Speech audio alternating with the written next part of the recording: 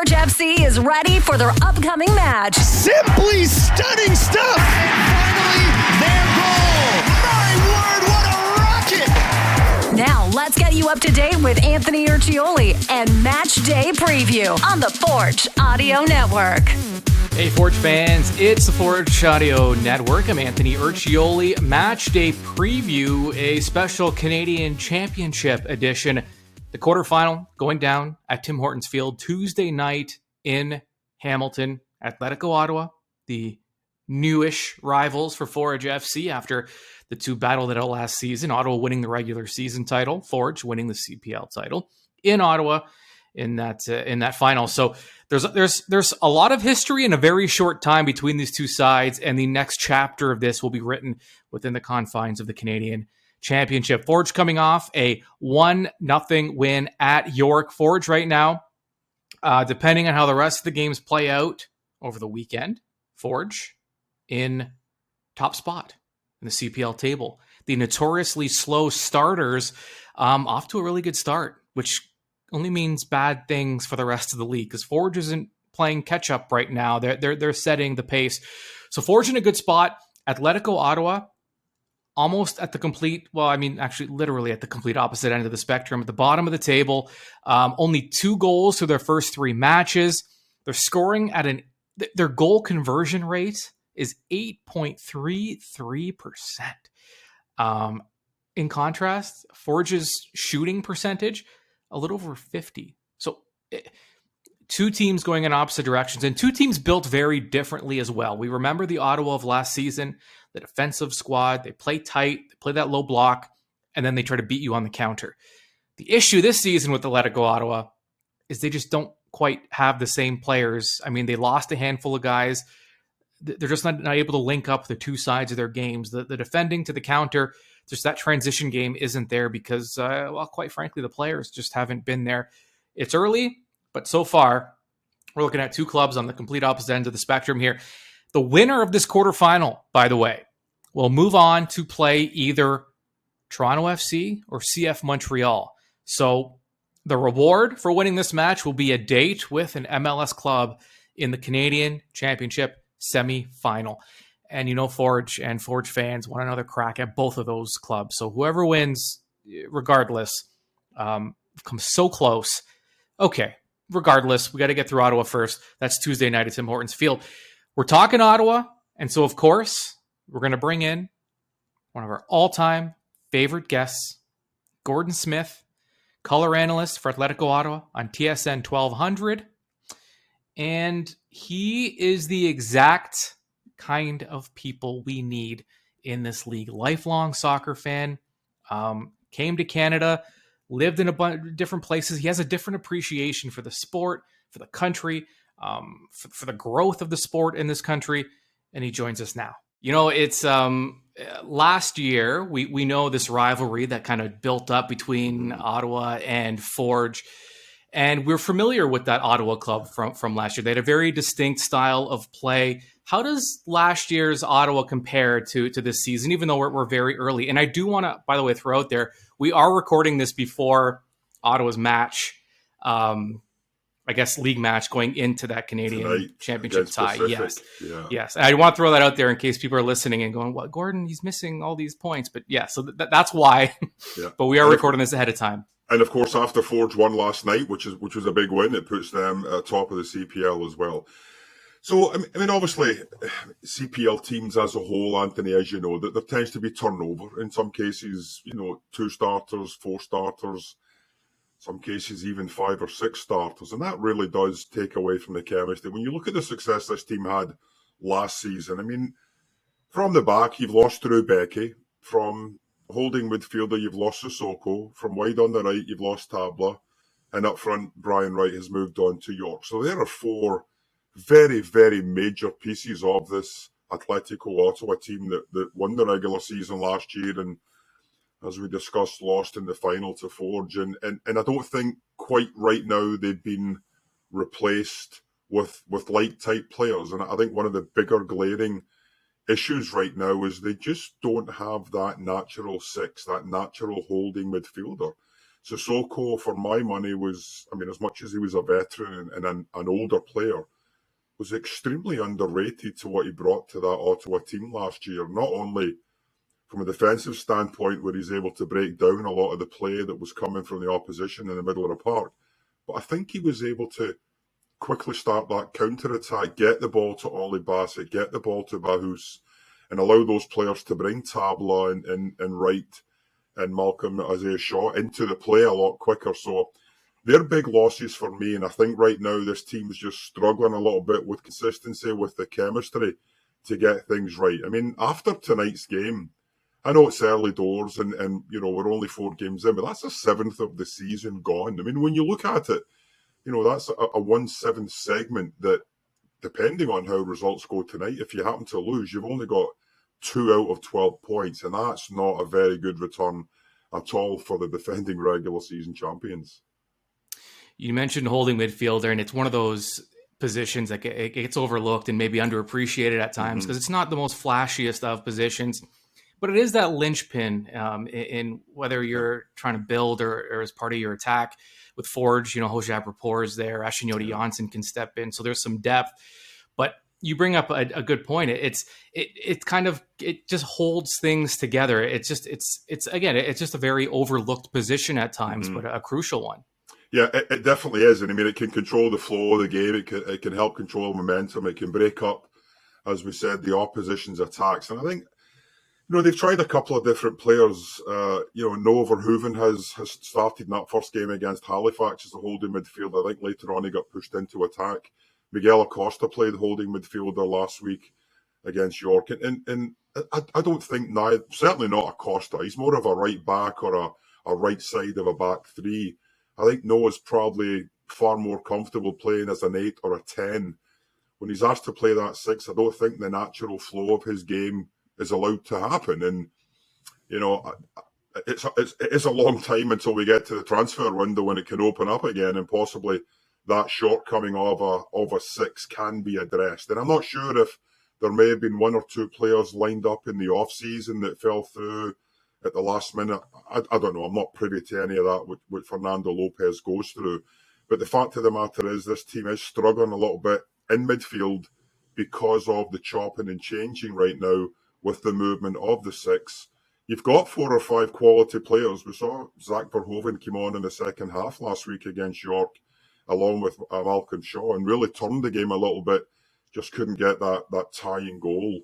But the fact of the matter is you've got 2 points after 9, 2 points out of 9 after 3 games. And there has to be a slight bit of concern that right now, even this early in the season, you're propping up the CPL after the tremendous success that Atlético had last year. You mentioned that success, and I was in Ottawa for the final last year, and the support, the fans, it really caught on. They were fully behind this club, and their success during the regular season was a big reason for that. How has that carried over into this season? Has the momentum been able to shift? You'll always have that fan culture from the supporters groups. I mean, we know week in, week out that the Dub's going to be there, and they're making the noise, and they're bringing the colour, and they're bringing the energy and the excitement. And of course, at some point, the team feeds off of that. It's the casual fan that you need to try and attract to the game. Yes, we had just under 15,000 at the final, but it was a final. It was a chance to win a national championship, and unfortunately, it fell just a bit short. So the amount of people that we had out there that night was tremendous. But I think for opening season, the opening game against Halifax, there was, I believe, just over 7,000. It was one of those pay as you want type scenario. So you could pay $5, you could pay $50, whatever you wanted when you went for your ticket or when you came in. I think the last game against York, it was just around 3,500 possibly. So a bit of a dip, a 50% loss. But I think as the better weather comes, Anthony, and the league, the team gets a little bit more consistent, they start to pick up points, they start to pick up wins. I think that'll come. And if we're able to average, let's say, about, 4,500 to 5 Halifax level, we all know the success story that's going out in the East Coast right now from an attendance standpoint. But you're certainly hoping that some of the other numbers over the course of the season pick up. And I'm certainly sure with, a few factors thrown in over the next few months that will take place here in Ottawa. Is it tough to attract a casual fan when you play maybe more of a defensive style and goals are hard to come by, especially in this country where, let's face it, we're used to hockey, we're used to football. Scoring is such, there's such an emphasis on scoring. And I mean, sometimes it just can't be done based on which players are out there and the type of team you have. So does that make it a little more difficult just with the style that Ottawa plays? And it's out of necessity, I would think, at this point. Yeah, I think one of the things that you look at is that the casual fan, in all honesty, doesn't know the intricacies and the minutiae of the game. They don't understand tactics. And that's fine. It's like in some cases, I don't understand Canadian football when I'm watching and I'm trying to figure out what's going on. And I'm here, my co-host, AJ Jakubek, who commentates on the Red Blacks, and his colour commentator, Jeff Avery, talking about coverages. And I've not got a clue. I would say I'm a little bit more than a casual fan when it comes to the Red Blacks, but that must be what it's like for a casual fan coming to an Atletico game. They see the colour, they see the noise, they see the excitement, and they're here to see what it's all about. But they don't really understand, what a 4-5-1 benefit brings, or what a 4-3-3, or what a wing back does, or things that are a team playing a high line. All those little bibs and bobs really don't make any difference when the casual fan is coming out, because they just want to be entertained. And yes, defensive football, unfortunately, sometimes, as we know, isn't as entertaining as a 4-3 game. We get that. We all understand that. But at the same time, the remit of Coach Gonzalez is to win. And in order for him to win, I'm assuming he feels that the identity of this club is a defensive-minded structure, hitting on the counter-attack and trying to win matches that way. Because it is a very good counter-attack when it operates well. When an opposition team can shut it down, like we saw Forge last year do in the final, you've got to rely on Plan B, and it's how successful Plan B can become is going to make the difference whether you're going to be in a playoff spot, top 5 playoff spot, come sometime in October. It's interesting because, Gordon, I mean, in your role with the club, you're doing color commentary, you're on the radio, you're doing, things like this with podcasts, and you don't want to alienate the hardcore fans, the supporters, and talk down to them. But you also want to help the casual fans, or even if they're a little more than casual and don't understand the intricacies. How do you kind of reconcile that? How do you kind of play the middle there a little bit where you don't want to talk down, but you also want to help educate? How do you find that line? Because I struggle with it too at times. Yeah, I don't think it's a talk down to anyone, Anthony. I think it's more of a both can exist in the same scenario, because you do have an opportunity. It's like any classroom across the country these days. You've got kids that pick up stuff right away and they get it, and they're able to progress at a higher rate than possibly someone who's struggling and might need to get, some extra help behind, after school and things along those lines. So it's the exact same with the crowd. You do have your hardcores that are live and die with the team on a daily, regular basis. And you've got, as we said, the others that are coming and looking to be entertained. And from an entertainment standpoint, nothing beats winning. We all know that. Whether it's a 1-0 win on a last-minute goal, everybody goes home happy. If you lose 1-0 after you conceded in the first 5 minutes and you don't really create much for the rest of the 85, you might look at that as, well, I wasn't really entertained. So it's a fine line at this level because, again, it's a results-based business. We've seen people lose their jobs. We've seen players. Fortunately, that fine line between, winning and entertaining, if you're able to find a perfect balance, then you've done that job to make sure that both sets of supporters, the hardcores and the casual, are entertained enough to want to come back for the next match. Yeah, it's an interesting ride too. Just, you've been following the sport for your entire life, it seems, and you're in Ottawa and you have this expansion club, and it's interesting just kind of growing with the club and growing with the fans and being part of something that's building. And that in itself is kind of exciting, especially it's, for yourself. I don't know if this is something you could have predicted, 5, 6, 7 years ago. Yeah.